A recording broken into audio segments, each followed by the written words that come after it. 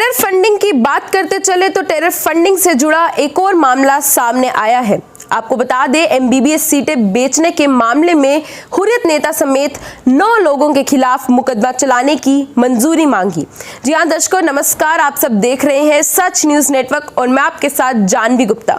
इस समय की बड़ी खबर आइए जान लेते हैं कि बताते चले कि कश्मीर के युवाओं को यानी कश्मीर की यूथ को पाकिस्तान में एमबीबीएस सीटें दिलाने पर जो धनराशि मिलती है यानी जो फीस और फंड्स मिलते हैं उसे आगे इस्तेमाल किया जाता है टेररिस्ट एक्टिविटीज में, आतंकवादी गतिविधियों में ये पैसा जो है वो इस्तेमाल किया जाता है। और इसी को लेकर जम्मू कश्मीर पुलिस ने गृह विभाग से ये मंजूरी मांगी है कि हुर्रियत नेता समेत 9 लोगों के खिलाफ टेरर फंडिंग मामले को लेकर मुकदमा चलाया जाए। आपको बता दें, पुलिस की सीआईडी विंग के जो काउंटर इंटेलिजेंस कश्मीर ब्रांच है उसने पिछले साल भी जुलाई में एक मामला दर्ज किया था और उस समय किया था जब उन्हें यह सूचना मिली थी कि हुर्रियत नेता समेत कुछ लोग पाकिस्तान के मेडिकल कॉलेजेस में एमबीबीएस सीटों को कश्मीर के यूथ को बेच रहे हैं।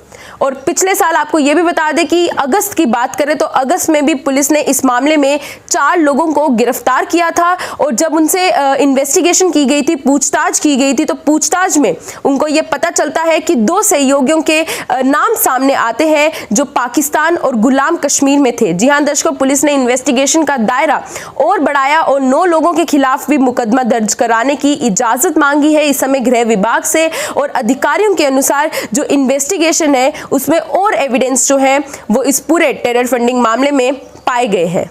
इसी के साथ आपको ये बता दें, इन्वेस्टिगेशन के दौरान ये पता चला कि स्टूडेंट्स के पेरेंट्स से जो फंड्स लिए गए थे, धनराशि ली गई थी, वे टेररिस्ट ऑर्गेनाइजेशंस व अलगाववादी संगठन को दिया जाता था ताकि वे देश के खिलाफ राष्ट्र विरोधी गतिविधियों को अंजाम दे सकें। जी हां दर्शकों, मामले की जो यहाँ पर अहम पहलू है वो ये है कि हुर्रियत कॉन्फ्रेंस के जो सहयोगी ऑर्गेनाइजेशंस हैं और इसका चीफ मोहम्मद अकबर बट उर्फ जफर बट समेत 9 लोगों के खिलाफ इस समय मुकदमा चलाने की अनुमति मांगी है जम्मू कश्मीर पुलिस ने और अनुमति गृह विभाग से मांगी है।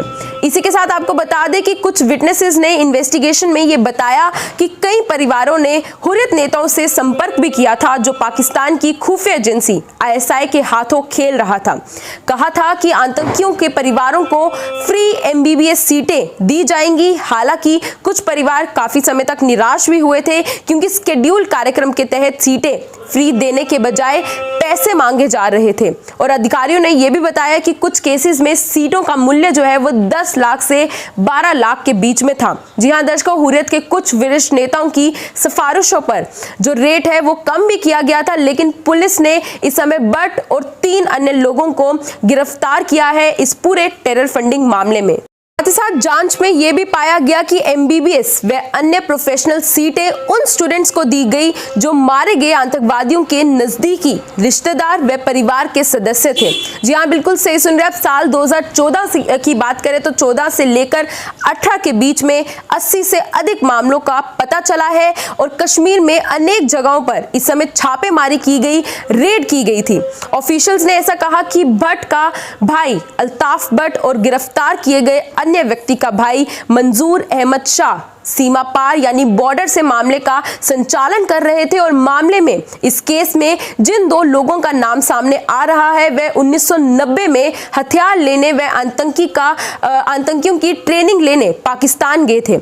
इन लोगों ने आईएसआई के कहने पर ही एडमिशन दिलाने कर धनराशि जो पैसे मिलते हैं एडमिशन दिलाने पर, सीट्स बेचने पर, उसे टेररिस्ट एक्टिविटीज में लगाने के नापाक मंसूबों को अंजाम दिया था। तो दर्शकों, ये थी पूरी खबर आपके समक्ष जिस तरह से बड़ा अपडेट इस समय सामने आ रहा है। अगर बात करते चले यहाँ पे टेरर फंडिंग की, तो टेरर फंडिंग से जुड़ा हुआ एक और बड़ा मामला सामने आया जिसमें इस समय नाम आया है 9 लोगों का और 9 लोगों के साथ साथ हुर्रियत के नेता जिनका नाम सामने आया, जिन पर जम्मू कश्मीर पुलिस ने मुकदमा चलाने की मंजूरी मांगी है गृह विभाग से, क्योंकि ये एमबीबीएस पाकिस्तान में एमबीबीएस सीटें बेचते हैं कश्मीर के युवाओं को ताकि कश्मीर के युवा जो है वो उनको उकसाया जाए और ये जो पैसा जो सीटें बेचने पर मिलता है इसे आगे टेररिस्ट एक्टिविटीज में लगाया जाता है। तो दर्शकों, ये थी पूरी खबर। आने वाले समय में ही देखना होगा कि क्या गृह विभाग जो है वो इस पूरे मामले में मुकदमा चलाती है है कि नहीं, और इसी के साथ साथ आपके क्या विचार है इस बड़ी खबर को लेकर, जिस तरह से